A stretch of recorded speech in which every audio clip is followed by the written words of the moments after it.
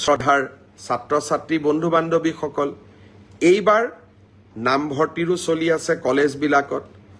মই কেইদিনমান আগতে অসমৰ কলেজৰ অধ্যক্ষসমূহৰ লগত এখন ভিডিঅ' কনফাৰেন্স কৰিছিলোঁ।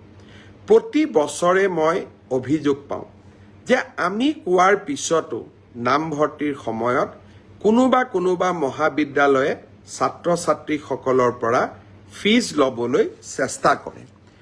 এইবাৰ সেয়েহে মই নিজে অসমৰ কলেজসমূহৰ অধ্যক্ষসকলক ভিডিঅ' কনফাৰেন্সৰ যোগে লগ পাইছিলোঁ আৰু তেওঁলোকক মই কৈছিলোঁ যে এইবাৰ নামভৰ্তিৰ ক্ষেত্ৰত আপোনালোকে যেন কোনেও ছাত্ৰ ছাত্ৰীসকলৰ পৰা টকা পইচা নলয়।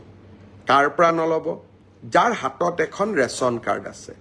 যদি ৰেচন কাৰ্ডখন আছে, আমাক আয়ৰ আৰু কোনো বেলেগ প্ৰমাণ পত্ৰ নালাগে। মই অধ্যক্ষসকলক বুজাই দিছিলোঁ। কিন্তু কোনোবা দুখীয়া মানুহ ৰেচন কাৰ্ডখন নাই, তেওঁৰ ক্ষেত্ৰত নিশ্চয় আয়ৰ প্ৰমাণ পত্ৰৰ প্ৰয়োজন হ'ব। মোক আজি ৰাতিপুৱা ডিৰেক্টৰে জনাইছে যে এতিয়ালৈকে ৭০,০০০ এডমিশ্যন সম্পূৰ্ণ হৈছে আৰু অহা কেইদিনমানৰ ভিতৰতে এই এডমিশ্যনৰ প্ৰক্ৰিয়া সম্পূৰ্ণ হ'ব।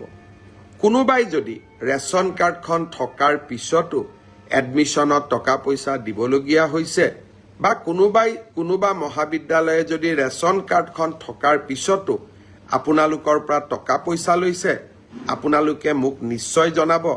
আমি বিহিত ব্যৱস্থাও গ্ৰহণ কৰিম আৰু আপোনালোকে টকাকেইটা যাতে উভতাই পায় তাৰ বাবেও